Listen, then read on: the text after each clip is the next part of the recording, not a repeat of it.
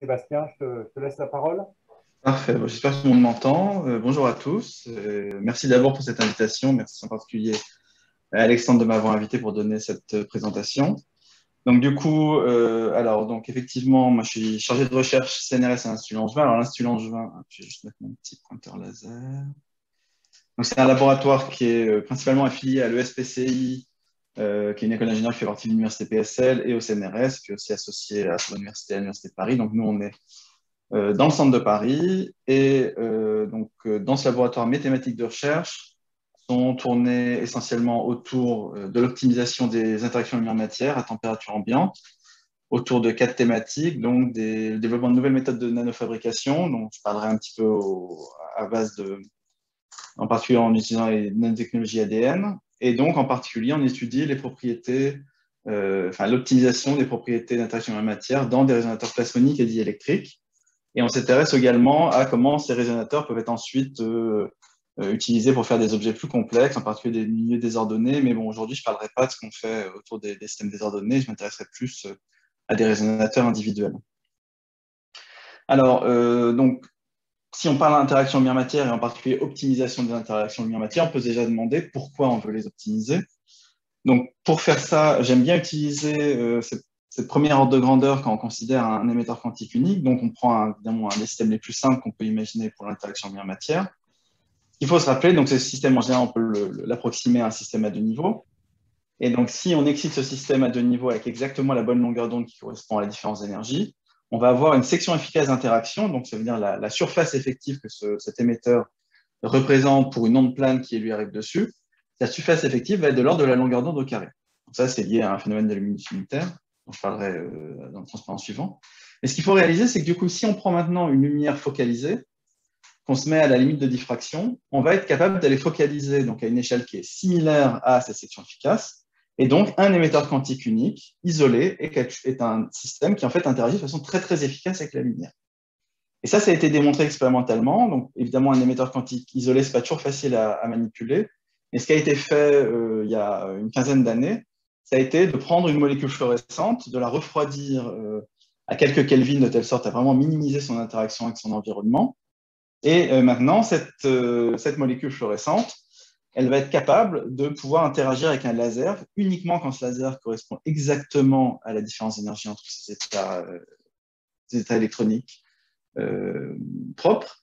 Et du coup, on va voir ici, alors on ne va pas être encore ultra efficace, on va typiquement interagir avec à peu près un photon sur 10, un peu plus d'un photon sur 10. Mais c'est quand même globalement très efficace pour un seul et unique émetteur quantique. Alors évidemment, ça se fait uniquement sur une gamme spectrale très très fine. Ensuite, comme on a cette efficacité d'interaction qui est quand même très élevée, on peut imaginer faire des phénomènes assez complexes, des phénomènes non linéaires assez complexes avec juste quelques photons. Donc, par exemple, si on a toujours cette molécule qui interagit avec une dizaine de pourcents des photons, mais si maintenant cette molécule, elle est toujours en train d'osciller entre son état fondamental et son état excité, ben en fait, la lumière qu'on lui envoie, soudain, ne voit plus la molécule. Et donc, on a vraiment une non-linéarité dans cette réponse qui se fait juste pour quelques photons. De la même façon, si maintenant la molécule passe plus de temps dans son état excité, on va même avoir des phénomènes de gain vraiment à l'échelle d'une molécule individuelle. Et donc, ces effets non linéaires avaient été proposés pour faire, par exemple, des transistors optiques avec juste une molécule fluorescente. Et on peut même être encore plus efficace si, au lieu d'utiliser une molécule couplée juste au champ lointain, on utilise des microcavités ou d'autres types de systèmes de ce type-là. Alors, ce qui est intéressant, c'est déjà de comprendre quelle est l'origine de la limite de cette interaction lumière-matière. Et donc, quand on prend en compte un émetteur quantique comme un dipôle induit, donc ça vient en général du fait qu'on considère l'interaction comme étant contrôlée par un dipôle de transition électronique. Mais dans ce cas-là, la molécule donc, va agir comme un dipôle induit. Et à partir de là, on peut exprimer sa section efficace d'extinction et de diffusion de la lumière. Et comme la diffusion, l'énergie qu'elle rediffuse ne peut pas être supérieure à l'énergie qu'elle prend au champ incident, on va en fait avoir une limite fondamentale qui nous dit que la section efficace correspond donc à ce à peu près lambda carré sur 2. Donc du coup, ce lambda carré sur 2, c'est finalement une sorte de figure de mérite de si je prends un système qui répond comme un dipôle, est-ce qu'il interagit efficacement avec la lumière? Ce qu'il faut maintenant se rendre compte, c'est que si cet émetteur quantique, on le ramène à température ambiante, on ne va plus du tout être dans les mêmes ordres de grandeur. Donc si maintenant on considère par exemple une molécule fluorescente à température ambiante, on a plein de vibrations, elle interagit à l'échelle femtoseconde avec son environnement, et on va devoir en fait corriger ce modèle de système à 2 niveaux par un système à 2 niveaux en mettant des niveaux vibrationnels. Et donc, on a un élargissement spectral de l'interaction. Et cet élargissement spectral, en fait, il va se traduire par une diminution très forte de cette section efficace d'interaction avec la lumière. Donc, au lieu d'interagir avec à peu près un photon ou un photon sur 10, on va interagir typiquement avec un photon tous les 10 millions de photons qui sont envoyés sur notre molécule fluorescente à température ambiante. Bon, après, comme il y a ces effets vibrationnels qui entraînent un décalage de Stokes, on peut quand même, malgré ce phénomène très inefficace, faire de l'imagerie de fluorescence avec un très bon rapport signal sur bruit, parce que tout simplement, on peut faire la fluorescence sur un fond noir. Mais ça reste un phénomène qui est globalement très inefficace à cause de ces interactions électron-phonon. Alors maintenant, du coup, si c'est très inefficace, peut-on imaginer aller exalter cette interaction de telle sorte à pouvoir retrouver un peu nos phénomènes observés à très basse température? Donc pour ça, il faut imaginer cette molécule, enfin un élément de matière qui interagit avec la lumière, comme une sorte de petit dipôle induit. Ça, j'ai déjà expliqué pourquoi on le considère comme un petit dipôle électrique induit. Alors je discuterai plus tard pourquoi on peut aussi parfois voir d'autres types de phénomènes. Mais si on considère un petit dipôle électrique induit qui est large bande spectrale, on peut se poser la question comment amplifier l'interaction de ce petit dipôle large bande avec le champ lointain électromagnétique. Alors ça, en fait, c'est assez intéressant d'aller exploiter plutôt des phénomènes qui ont été introduits pour les antennes radiofréquences. Et en antenne radiofréquence, quand on a un petit dipôle, un petit circuit électrique qui produit un champ électromagnétique, pardon, mais qui est inefficace dans sa capacité à rayonner ce champ électromagnétique, bah, ce qu'on fait, c'est que de ce petit dipôle, on va l'entourer d'éléments fortement polarisables, qui vont être généralement plus petits que la longueur d'onde. Et en fait, ils vont se coupler à notre dipôle induit. Donc, on va créer un dipôle effectif plus gros qui va rayonner plus efficacement. Et donc, on peut imaginer faire le même type de choses pour un petit dipôle source qui serait dans ce cas-là un petit morceau de matière qui interagit comme un dipôle induit par ses propriétés de transition électronique quantique. Alors, à partir de là, ce qui est intéressant, c'est aussi d'imaginer que si on est capable d'exalter la façon dont ce dipôle rayonne, on va également, par réciprocité, un phénomène fondamental de l'électrodynamique classique, on va également être capable d'aller exalter ses capacités à recevoir de l'énergie électromagnétique. Donc, si ce système polarisable exalte le rayonnement, il va aussi exalter la capacité d'exciter ce système. Donc, maintenant, on peut se poser la question, comment fait-on une antenne qui soit adaptée pour la lumière? Donc, évidemment, on a des fréquences qui sont des ordres de grandeur plus grandes. Donc, ça va correspondre à une longueur d'onde qui va être 6, 7 ordres de grandeur plus petit. Et donc, du coup, comment fait-on un petit morceau de matière, sub-longueur d'onde de la lumière, qui va avoir une interaction résonante avec cette lumière? Donc, si on considère un petit morceau de matière avec une constante diélectrique donnée et qu'on l'excite avec de la lumière, on va pouvoir, dans un premier temps, supposer que ce système répond comme un dipôle électrique induit à nouveau. Et donc, ce dipôle électrique induit, pour avoir une interaction résonante, dans le cas où la particule est petite par rapport à la longueur d'onde, on retrouve une formule connue qui est la formule qui donne les résonances plasmons et qui nous dit que cette polarisabilité de ce petit morceau de matière ne peut être résonant que si la partie réelle de la constante diélectrique est négative et donc si la partie réelle de ce dénominateur tend vers 0. Donc ça, c'est pour ça que quand on a une petite particule, toute petite particule par rapport à la longueur d'onde, une résonance ne peut arriver que si on prend un système plasmonique. Ce qui est intéressant, c'est que, ce qui est intéressant, mais qui a également un problème, c'est que comme on a aussi une partie imaginaire, en fait, on va introduire ici des pertes qui vont nous faire une résonance large bande. Du coup, on a bien ce phénomène de résonance large bande qui est adapté à un émetteur large bande. Le problème, c'est que si on est dans ces conditions-là, particule toute petite par rapport à la longueur d'onde, en fait, on va avoir beaucoup d'absorption et donc le couplage, l'interaction lumière-matière va être essentiellement dominé par des pertes non radiatives, donc de forme de chaleur dans cette particule. Donc, il faut des particules plus grosses. Donc, en fait, il faut introduire la capacité à cette particule de rayonner de la lumière. Donc, ça, on va se placer dans ce qu'on appelle l'approximation dipolaire. Et dans ce cas-là, ces pertes par rayonnement vont permettre à cet objet de vraiment agir comme une antenne, c'est-à-dire de se polariser de façon résonante et de rayonner cette énergie en champ lointain. On peut même aller au-delà de l'approximation dipolaire et rentrer dans le régime qu'on appelle théorie de Miss. Donc, tout ça, c'était des formules qu'on considère la particule comme une sphère. Et dans ce cas-là, ce qui est important, c'est de comprendre que en fait, cette réponse résonante peut être obtenue non seulement pour des systèmes plasmoniques avec une constante diélectrique négative, mais également dans un cas où la constante diélectrique de la particule va être grande par rapport à son environnement. Et donc, on va parler de diélectrique à haut indice de réfraction, comme certains semi-conducteurs, en particulier le silicium. Et donc, en gros, globalement, pour créer des antennes optiques, on va utiliser des petits morceaux de matière qui vont être fortement polarisables. Donc, en particulier, on utilise des particules d'or ou d'argent. Et effectivement, on peut aussi caractériser leur section efficace d'interaction avec la matière. J'ai le son de quelqu'un en même temps, il faut peut-être couper le micro. Donc, on peut avoir donc une section efficace d'interaction et on va aussi l'exprimer par rapport à cette limite unitaire. Et donc, pour des particules suffisamment grandes, on va effectivement retrouver une section efficace d'interaction de la lumière qui est équivalente à celle de notre atome, notre système quantique isolé, donc la limite unitaire. Avec des systèmes diélectriques à haut indice, on va aussi avoir cette possibilité d'avoir des sections efficaces d'interaction qui sont à l'échelle de la limite unitaire. Donc, on va en fait finalement coupler notre émetteur très inefficace, parce qu'il est couplé au phonon, à des résonateurs qui, eux, interagissent avec la lumière de façon extrêmement efficace. Donc, c'est globalement l'idée de ces antennes optiques. Alors, l'autre intérêt de ces antennes optiques, c'est non seulement de se coupler avec un système qui interagit forcément avec la lumière, mais c'est aussi cette capacité à aller exalter et confiner le champ électromagnétique. Ça, c'est bien connu en plasmonique, le fait qu'en surface d'une particule d'or, quand on l'excite à sa résonance plasmon, on va exalter l'intensité du champ de 1 à plusieurs ordres de grandeur. Alors, de manière générale, ce qu'il faut retenir, c'est qu'une sphère est un système assez inefficace. Pour être efficace, il faut soit avoir des systèmes couplés, où on va avoir une très forte exaltation du champ dans l'interstice entre les particules, soit des systèmes qui vont être fortement anisotropes avec finalement des effets de pointe, pour ce qu'on appelle le lightning rod effect, ou des systèmes couplés qui mélangent les deux, mais bon, souvent, le problème dans ces systèmes-là, c'est qu'on va être typiquement, on va fonctionner en infrarouge, ça va être difficile de voir ce type d'effet dans le visible. Alors ça, on peut le faire avec des plasmons, comme je l'ai dit, on peut aussi imaginer le faire avec des systèmes diélectriques, et donc avec des systèmes diélectriques, en fait, la différence, c'est que dans les plasmons, on va essentiellement exalter la composante électrique du champ électromagnétique dans ces interstices entre les particules.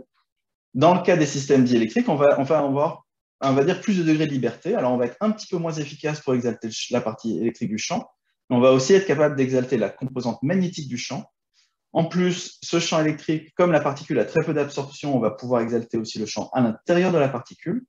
Et donc, on a finalement une différence assez importante, c'est que les systèmes plasmoniques sont essentiellement utilisés pour exalter des phénomènes qui sont extrinsèques à la particule, c'est-à-dire que on va exalter en allant placer un morceau de matière ici dans le champ, il va sentir cette exaltation de champ. Alors que dans le cas d'un diélectrique, on va pouvoir exalter, mais on peut aussi imaginer inhiber l'interaction parce qu'on n'a pas trop de pertes ohmiques. On a aussi la capacité d'aller exalter la composante magnétique du champ. Alors ça peut se faire en plasmonique, mais dans ce cas-là, il faut des systèmes plus complexes et surtout qui fonctionnent plutôt dans l'infrarouge, donc c'est difficile d'aller exalter la composante magnétique dans le visible, sauf dans des structures un petit peu exotiques qui sont présentées en particulier par Laurent tout à l'heure. Et ensuite, l'intérêt donc des diélectriques, c'est d'exalter le champ à l'intérieur. Alors ça, j'en parlerai pas dans cette présentation, c'est plutôt Jeanne Heinz qui va en parler dans la présentation suivante, montrer comment on peut exploiter ces exaltations de champ dans le résonateur pour exalter les propriétés intrinsèques liées aux matériaux qui composent ce résonateur. Donc là, j'ai parlé de comment on exalte l'excitation du système. Ce qu'il faut comprendre, c'est que par réciprocité, on modifie aussi les propriétés d'émission du système. Donc, si on considère à nouveau que notre système, c'est un émetteur quantique, ça va être dans le cas d'un couplage faible dominé par ce qu'on appelle la règle d'or de Fermi, c'est-à-dire que la vitesse avec laquelle ce système rayonne de l'énergie dans le champ lointain est associée à la densité d'état dans lequel ce système peut rayonner son énergie, enfin, peut fournir son énergie. Il peut y avoir aussi des composantes non radiatives. Alors, ce qu'il faut comprendre, c'est que du coup, dans le cas d'un milieu homogène, donc si on a une molécule dans un milieu homogène, c'est très facile de calculer cette densité d'état. Et cette densité d'état, elle est modifiée quand on est dans le champ proche de ce qu'on appelle cette antenne optique. Donc, notre molécule, ça va être un dipôle source.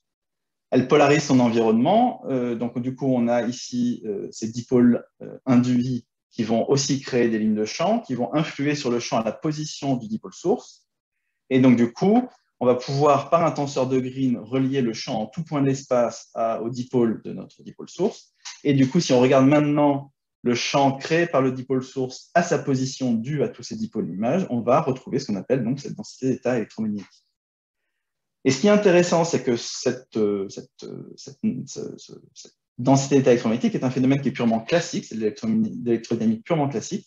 Et ce qui est intéressant, c'est que du coup, on va pouvoir maintenant regarder cette densité d'état, on va la normaliser par rapport à la densité d'état quand il n'y a pas notre antenne dans l'environnement de l'émetteur.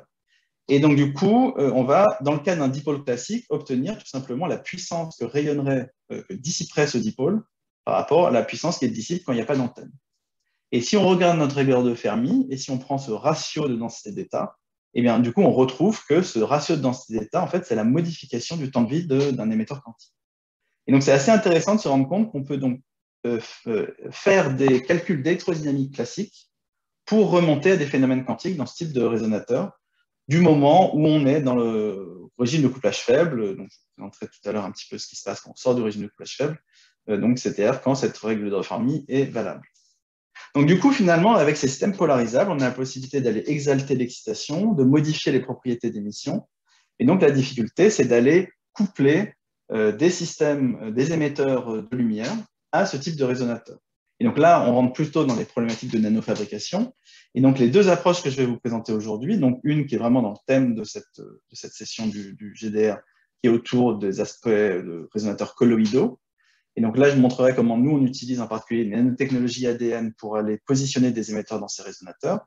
Et ensuite, je présenterai des approches qui sont plus autour des microscopies de champs proches pour aller positionner des émetteurs à proximité de résonateurs qui sont cette fois diélectriques.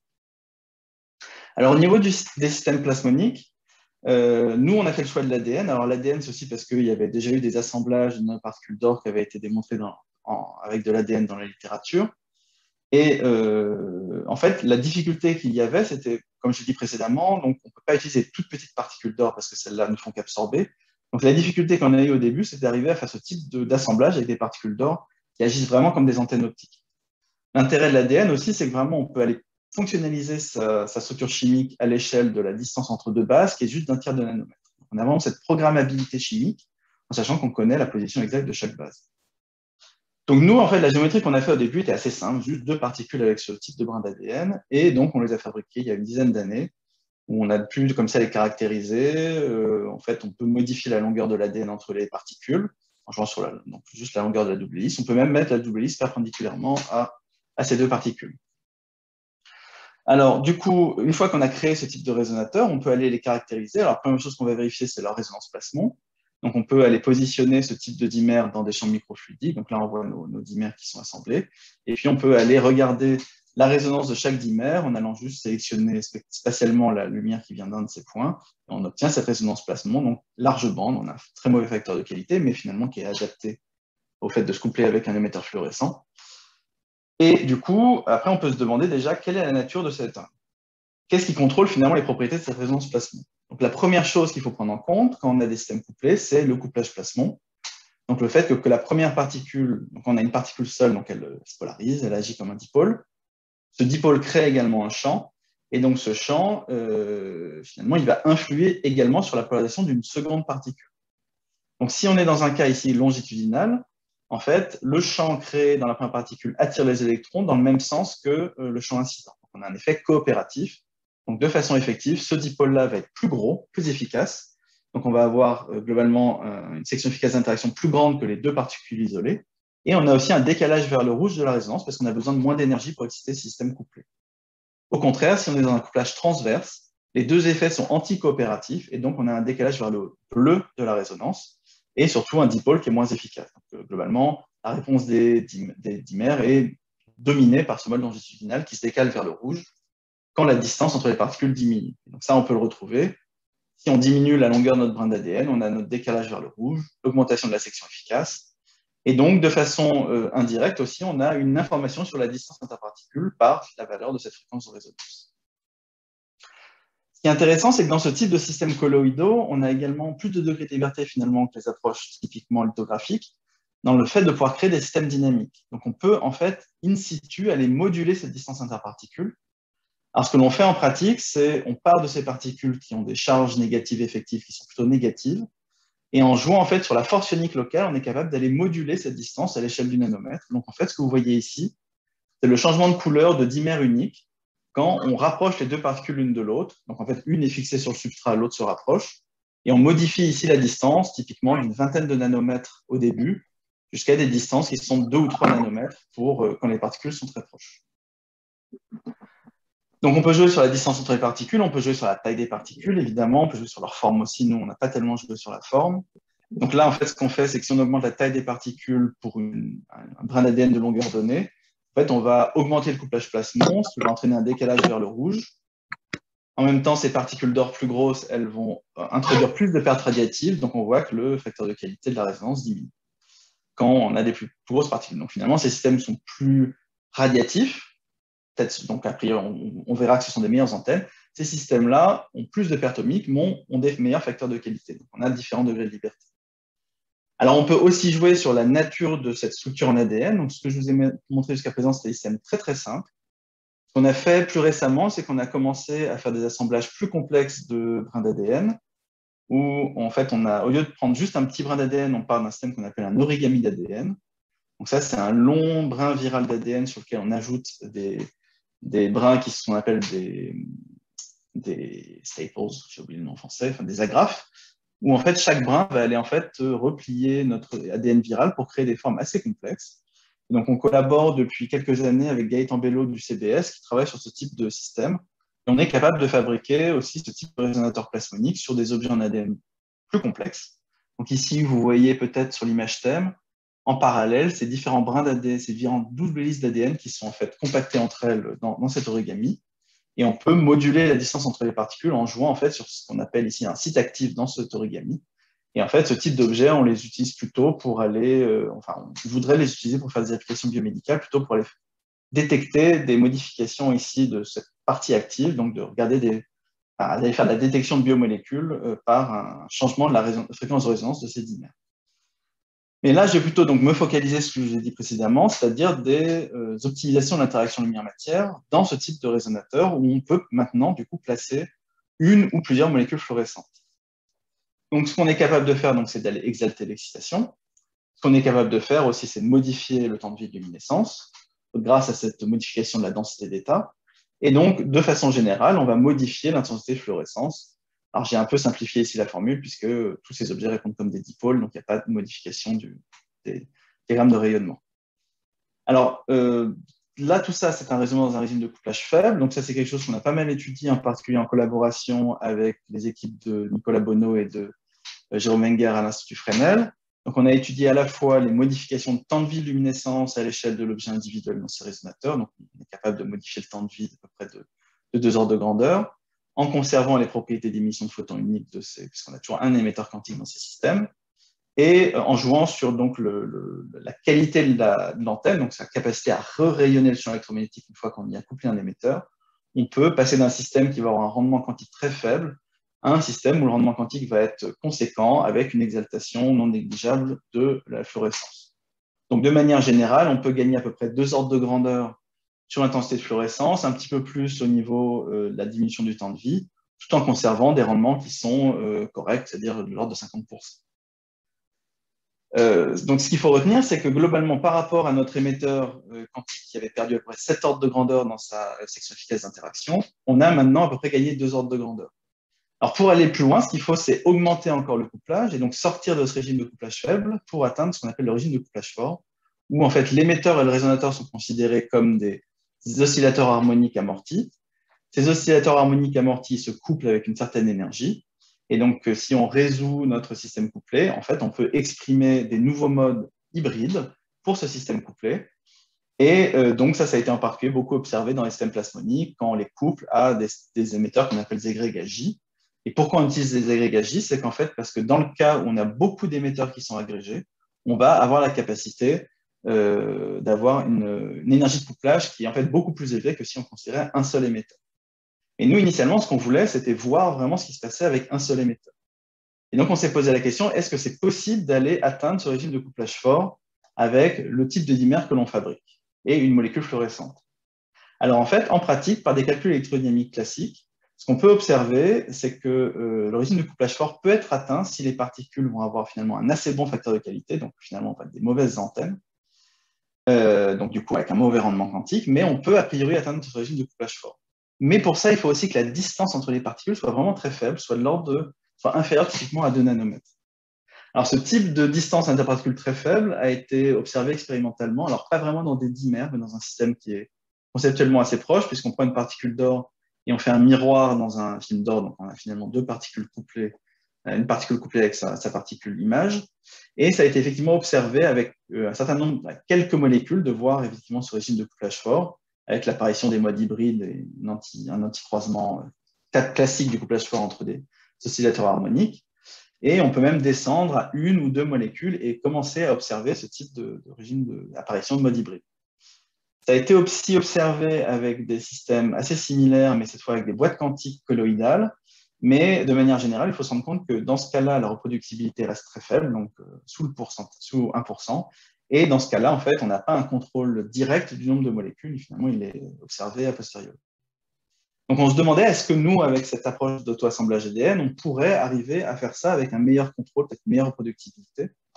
Donc, on est parti de nos assemblages ici avec le brin d'ADN perpendiculaire. Et ce qu'on a fait, c'est qu'on a en fait positionné ici 5 molécules dans l'interstice, et on est ensuite allé coincer ces molécules en augmentant la force ionique locale. Et en fait, dans ce cas-là, c'est l'apparition typiquement de 3 résonances.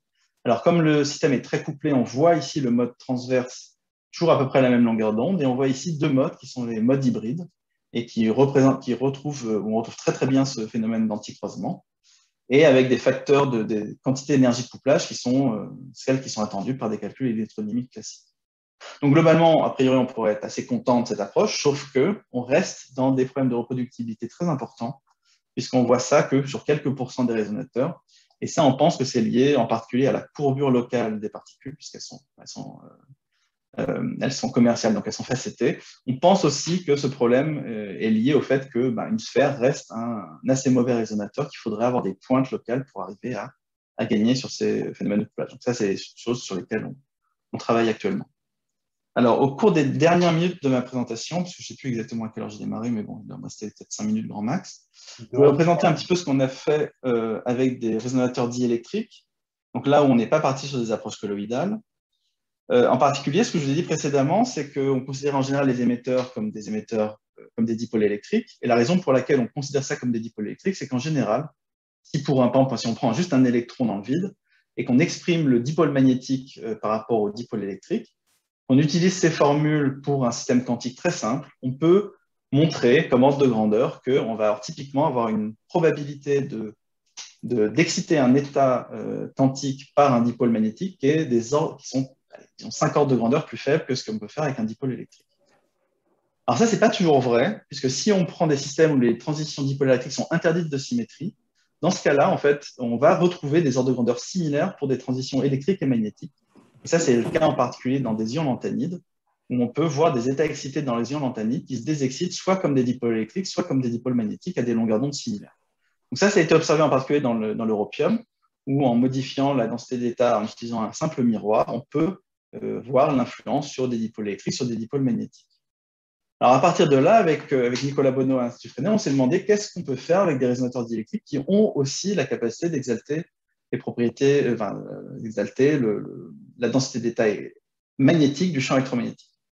Et ce qu'on a en fait compris à partir de ces calculs électrodynamiques classiques, c'est que les systèmes diélectriques, ça pouvait faire la même chose que la plasmonique, c'est-à-dire exalter l'émission électrique, et ça pouvait faire 2 choses assez intéressantes, qui est impossible, en tout cas très difficile avec la plasmonique, c'est-à-dire d'inhiber l'émission spontanée, c'est-à-dire d'avoir des densités d'état qui sont plus petites que le vide ou qu'un milieu homogène, et qu'on peut également aller manipuler l'émission d'un dipôle magnétique par rapport à l'émission d'un dipôle électrique.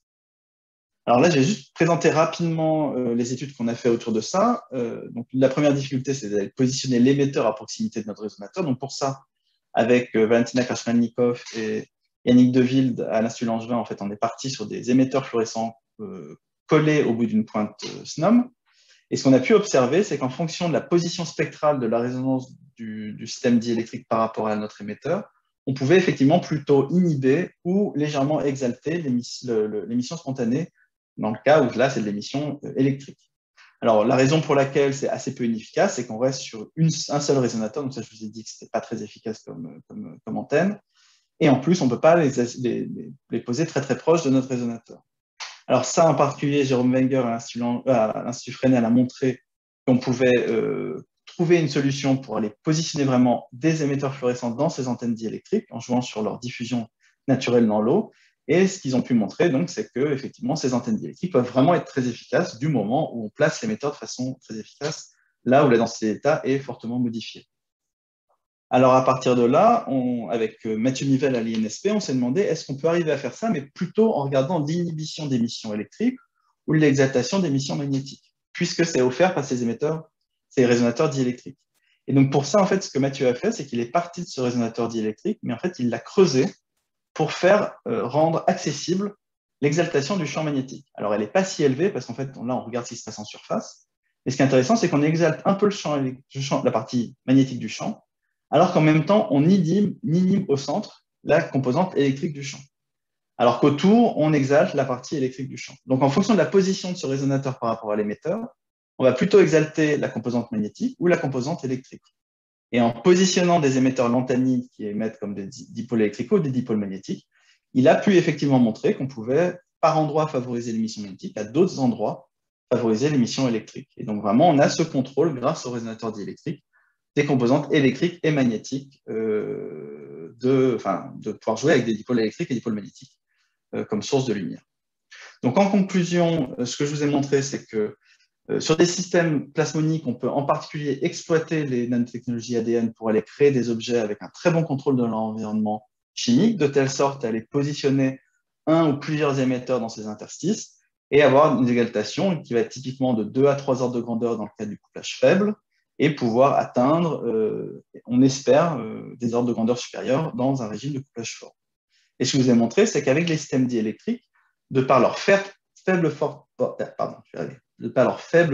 perte ohmique, plus la possibilité d'avoir une exaltation à la fois de la composante électrique ou magnétique du champ électromagnétique, on avait d'autres degrés de liberté pour contrôler ces phénomènes d'émission par effet Peirce. Voilà, donc pour terminer, je voulais juste remercier donc, les différents doctorants qui ont travaillé sur les résultats que j'ai présentés ici, nos collaborateurs, donc l'Institut Fresnel, à l'INSP, à l'Institut Langevin, et puis j'ai rapidement évoqué les travaux qu'on fait actuellement autour des origamis d'ADN. Voilà, je vous remercie.